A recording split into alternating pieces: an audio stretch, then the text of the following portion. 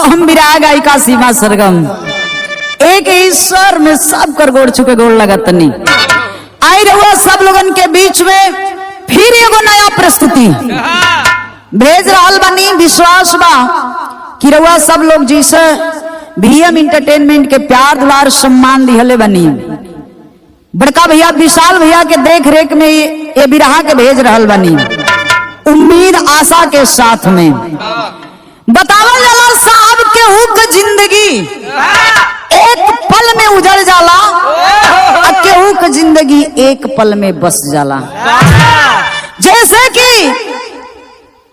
अभी अभी आप लोगों ने मीडिया द्वारा यूट्यूब द्वारा देखने को और सुनने को मिला, महाकुंभ मेले में हजारों लोगों की जान चली गई।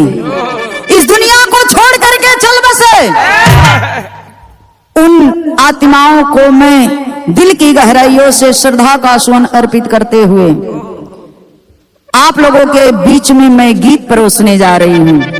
कुछ लोग अपनी जिंदगी को खो दिए और कुछ लोगों की जिंदगी बन भी गई। ये कैसी व्यथा है। बिरहा में कवि जी 4 लाइन भूमिका के भाव में लिखलन भैया कैसे।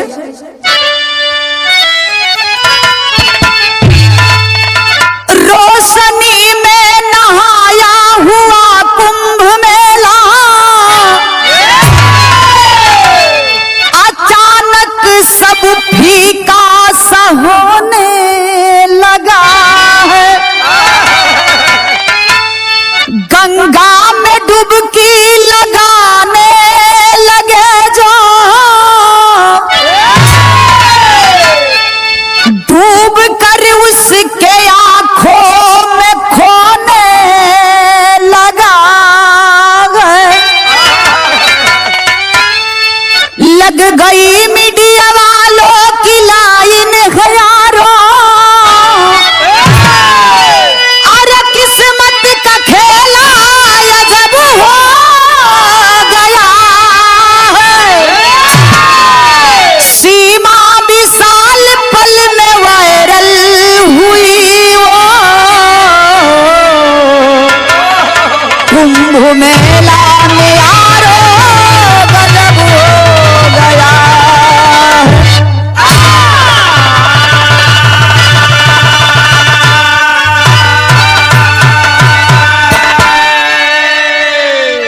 वही कुंभ के मेला में ये साहब एगो चीज गजब हो गई।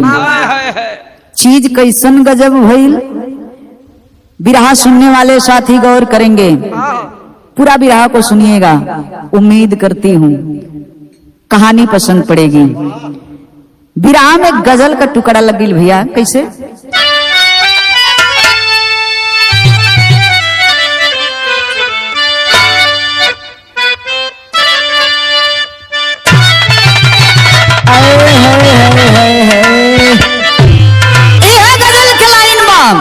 किए जान हो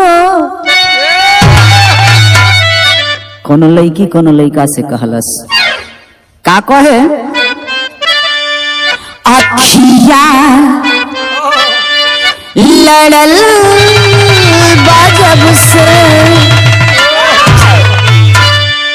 अखिया कैसन दोष बा जब देखता तो चैन नहीं खे पड़त, दिल के करार नहीं खे पड़त। वाह का कहे। अरे अखिया लड़ल बाजब से दिल में करार नहीं थे। अखिया लड़ल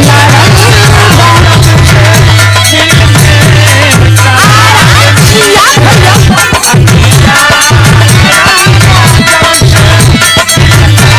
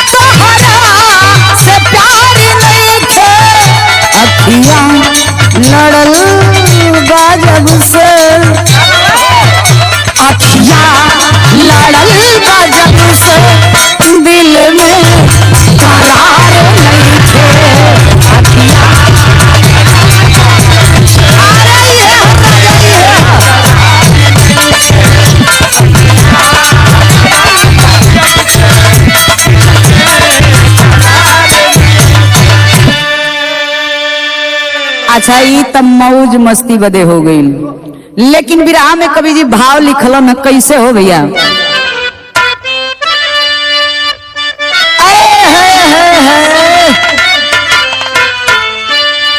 कहे के बा एगो दिल का अरमान बा और सच्चाई भी बा।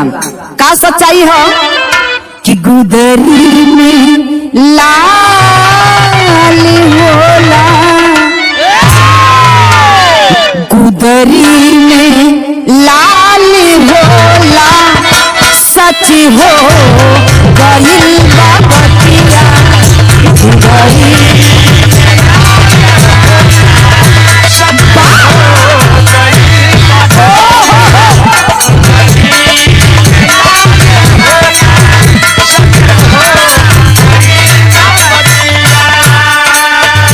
चमकेला हरदम हीरा, चमकेला हरदम हीरा, चाहे दिन हो चाहे रतिया,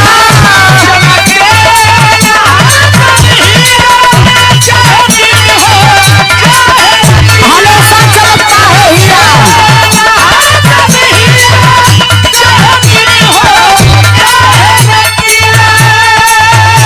चमकेला हरदम हीरा, चाहे दिन हो चाहे रतिया, गुदरी में लाल होला, गुदरी में लाल होला, सच हो गइल बा बतिया गुदरी में लाल जिया भैया।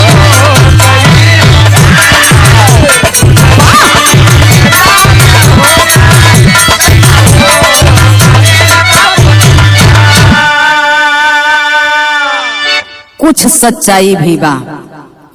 ए भैया बिरहा का कहानी शुरुआत हो गई, नजम का लाइन लगल, आजा भैया।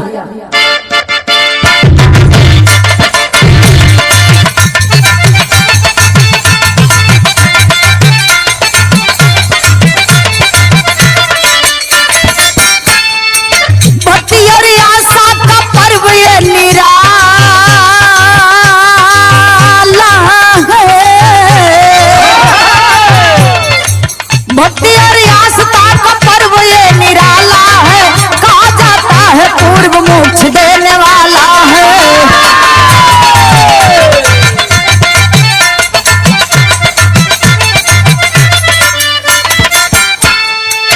परंपरा सदियों से चलती चली आई है, परंपरा सदियों से चलती चली आई है, गवाही देती पावन गंगा यमुना माई है।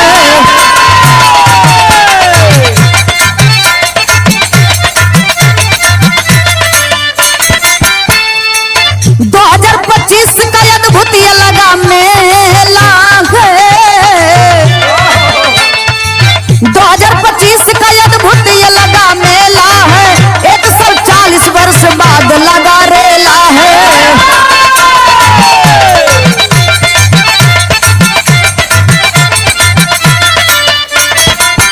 कोई पुण्य कोई पैसा कमाने आया, सारे जहां में झंडा हिंद का है लहराया।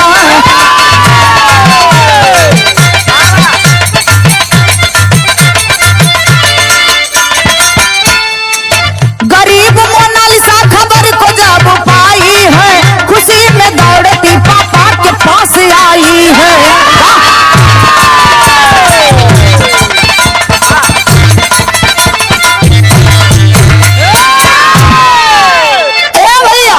कहानी के समझ ली, एमपी खरगोन जिला का रहे वाली एगो लड़की जोने का नाम मोनालिसा बतावल गई। मोनालिसा के पता चलल कि महाकुंभ का मेला लगल बा। ए बाबू सोचत बा मोनालिसा वहाँ बहुत काफी भीड़ होई, एगो काम करी चली पापा से बता दे, कुछ दुकान दौरी लगावल जाई तो कुछ रुपया पैसा कमा लिहल जाई। ये सोच करके जाके अपने पिताजी से कहती है, अरे पापा बहुत भारी मेला लग रहा है और कोई उपाय करिए कि उस कुंभ मेले में चला जाए और कुछ रुपया पैसा कमाई जाए, कुछ आगे बढ़ल जाए। ए बाबू बाबू, बाबूजी कहलन की बेटी पैसा तन नहीं है। बिटिया कहलन की पापा यदि हो सके तो कहीं अर्जा कर्जा ले ला, कमाए के फिर भर दिहल जाई। आखिर में भइल का बिरहा में गीत लगिल भैया।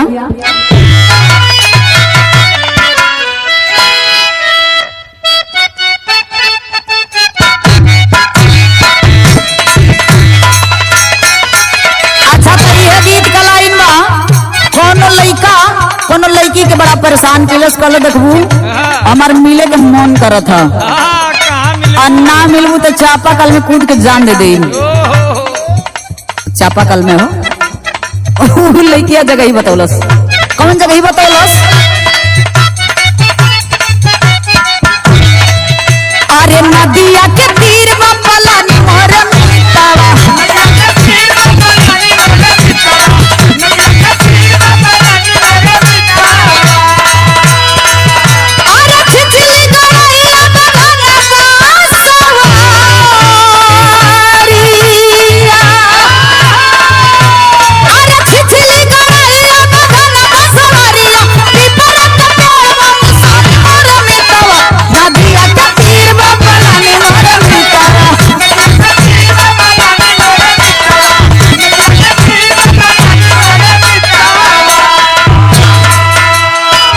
लेकिन बिरहवा में कवि जी बहा लिख देलन हो बाबू।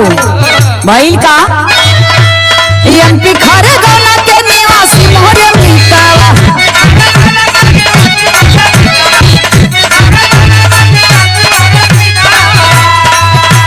महेश्वर नगरिया के पासी मोरे मितावा,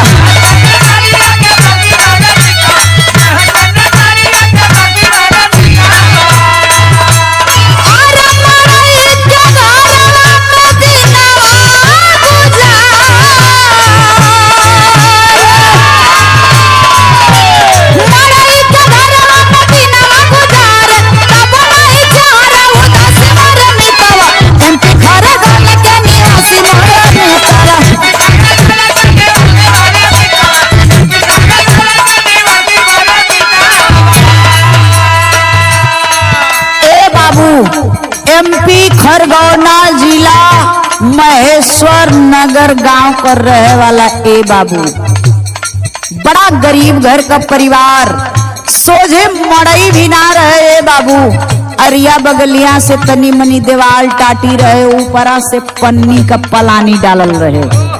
तब वो खुशी चैन से दिन बितावत हुआ लोग ए बाबू।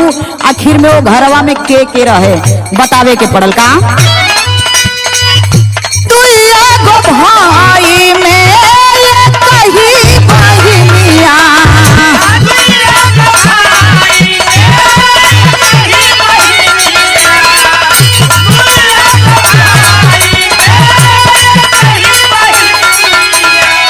मम्मी पापा साथे में बीतल जिंदगानिया,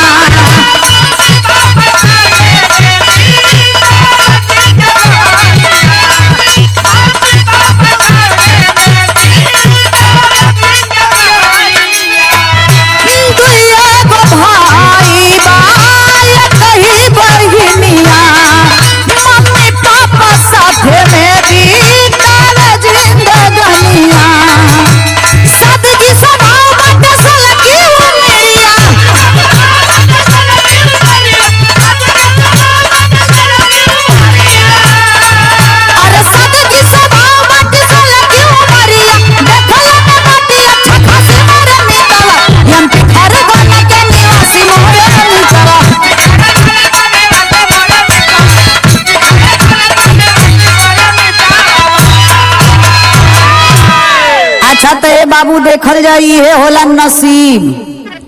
गरीब घर का परिवार बाए बाबू, एकदम बिटिया सादा मर्यादा में रहत बिया। अब मम्मी पापा के साथ में 2 गो भाई हुन। ए बाबू दौरी दुकान क के जवन पैसा कौड़ी इकट्ठे आवे भैयन के पढ़ावे लिखावे के काम करें। आखिरत में देखें इस समय सोशल मीडिया यूट्यूब का कैसा कहानी हो गया है। कुछ लोग वायरल होने के लिए बदन दिखा करके उल्टा सीधा बोल करके वायरल हो रहे हैं, लेकिन बारे किस्मत, ई होला किस्मत का खेल। बिरहा में गीत चेंज हो गई भैया।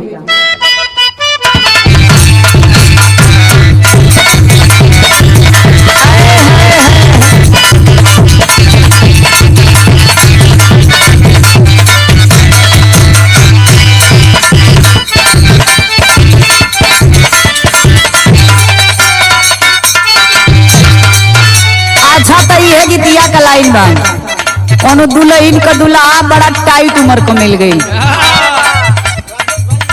दुल्हनिया बड़ा परेशान हियो, ससुरा से विदाई भइल, नैहर में जब आइल भौजाई पूछलस का हो, गोहिरल खून नून गुदरी कटल है ना।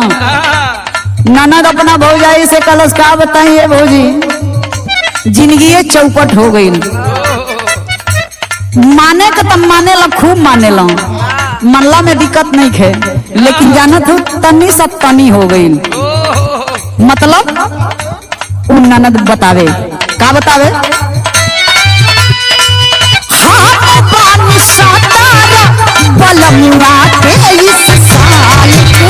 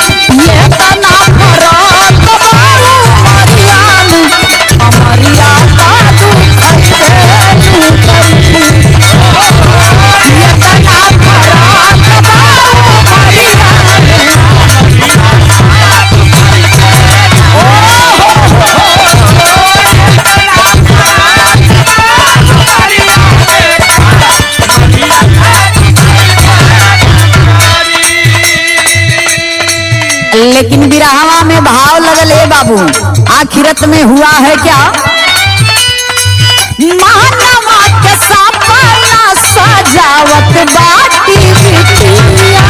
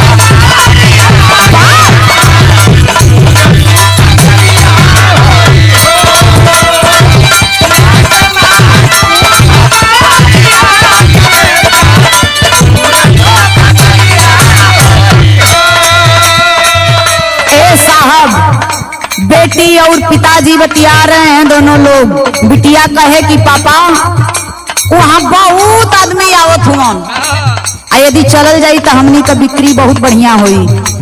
वो बिटिया बतिया रहल भी अपने पापा से।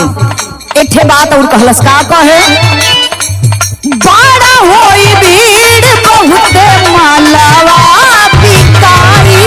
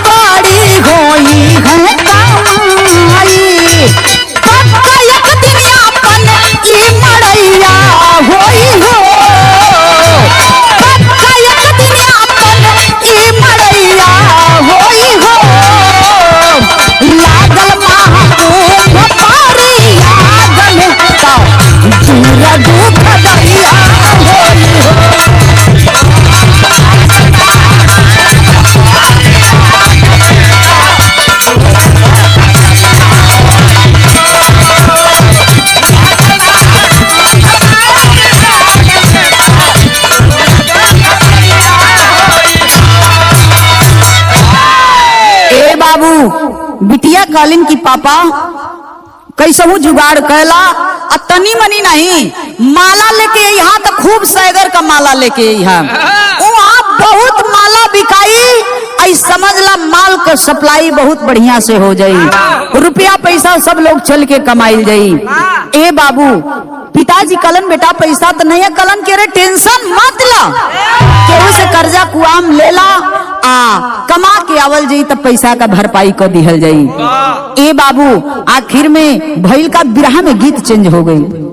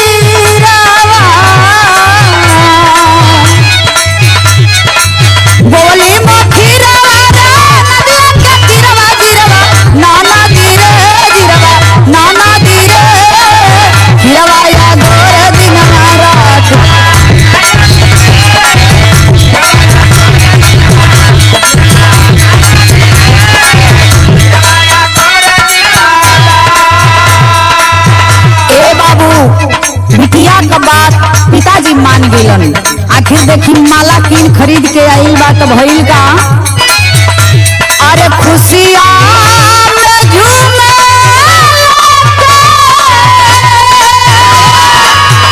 अरे सिर पे गठरिया खुशियां में झूमे लेके सिर पे गठरिया मोना चली भइली हो मोना चली भइली हो मनवा में सपना हजार मोना चली भइली हो मनवा में सपना। हे बाबू बिटिया का बाप पिताजी मान गेलन, सब सामान किन खरीद के आ गई, दुनिया भर का माला लिया के लोग खरीद के दे दिलन। बिटिया बड़ा खुश हो गई, सर पे गठरी लाद के चलल बड़ी। आखिर में भइल का मोना फरियाद राज गईली जब आई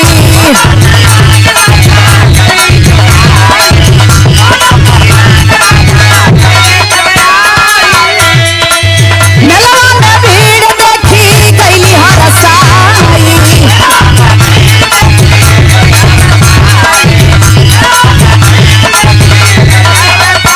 अरे बेचेली माला गुरिया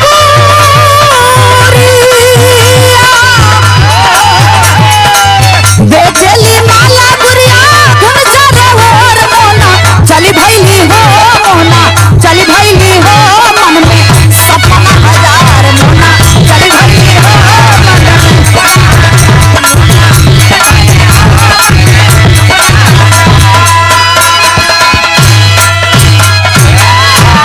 प्रमाण मिला है साहब। इसी महाकुंभ में प्रयागराज में मोनालिसा आ करके माला गुड़िया बेचे लगली। ए बाबू जब माला बेचे लगली तब देखी आखिरत में धीरे धीरे भइल का बिरहा में गीत चेंज हो गई भैया।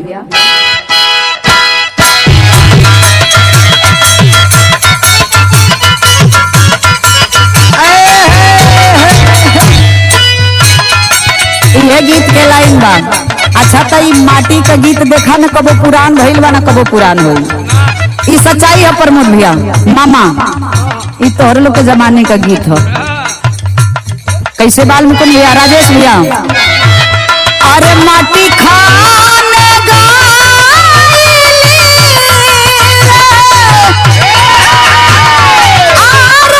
अरे माटी खाना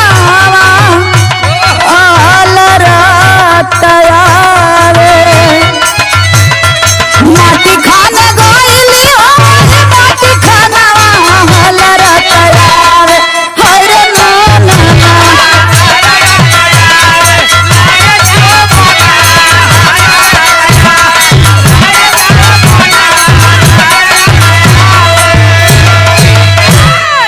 एके लोग जानत हुआ और बढ़ा चढ़ा के लोग गावेली। अरे वही माटी खाना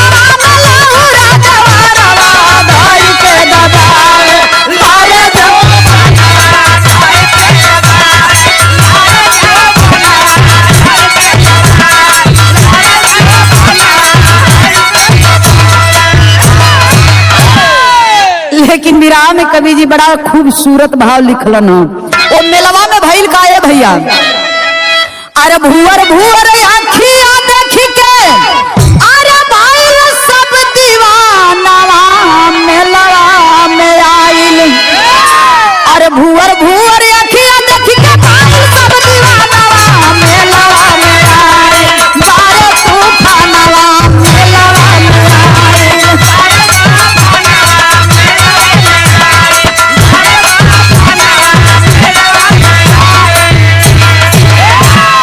वही मेलवा में ये बाबू जेकरे सामने जाए मोनालिसा यदि माला देखावे और जितना जने मलवा ले ये बाबू मलवा तो देखें लेकिन मोनालिसा का खूबसूरती बड़ा प्यार से देखें।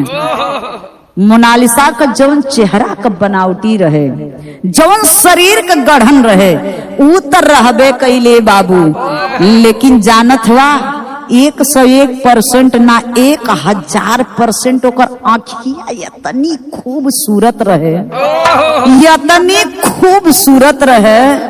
आय हाय हाय हाय रे, वो नीली नीली आँख, क्या नसीली आँख, इतना खूबसूरत रहे कि ओकरे आँख के जितने बड़कई कैल जी उतने कम हो।